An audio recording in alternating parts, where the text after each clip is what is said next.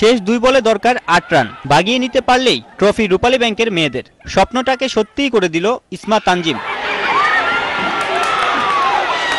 Back to back boundary আর বাঁধভাঙ্গা উল্লাস। প্রথম বিভাগের প্রথম টুর্নামেন্টের প্রথম চ্যাম্পিয়ন তো ওরাই। সকালে টস জিতে ব্যাটিংয়ের সিদ্ধান্ত আনসার স্পোর্টিং ক্লাবের। নির্ধারিত 35 ওভারে খেলায় 9 উইকেট হারিয়ে তারা আটকে যায় 134 রানে। জবাবে ব্যাটিংয়ের দারুণ সূচনা রূপালী ব্যাংকের, কিন্তু পাল্লা ভারী হয়েছে দুপক্ষেরই।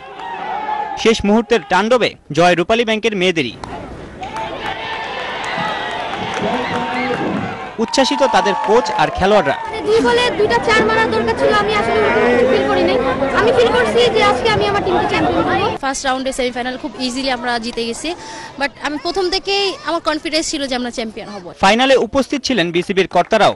আশা করছেন এখান থেকেই বেরিয়ে আসবে ভালো মানের ক্রিকেটার। 3-4 বছর আগে প্লেয়ারের যে অভাব ছিল, এখন কিন্তু সেই জিনিসটা না। এখান থেকেও সম্ভবত আপনার ন্যাশনাল টিমে 4-5টা প্লেয়ার কল পাবে এই ট্রেনিং এর জন্য। তো আমার মনে হয় এটা খুব ভালো একটা অপরচুনিটি। ম্যাচ সেরা হয়েছেন রূপালী ব্যাংকের নাজনীন নাহার আর টুর্নামেন্ট সেরা রেশমা আক্তার। সাইফুল রূপক, 71, ঢাকা।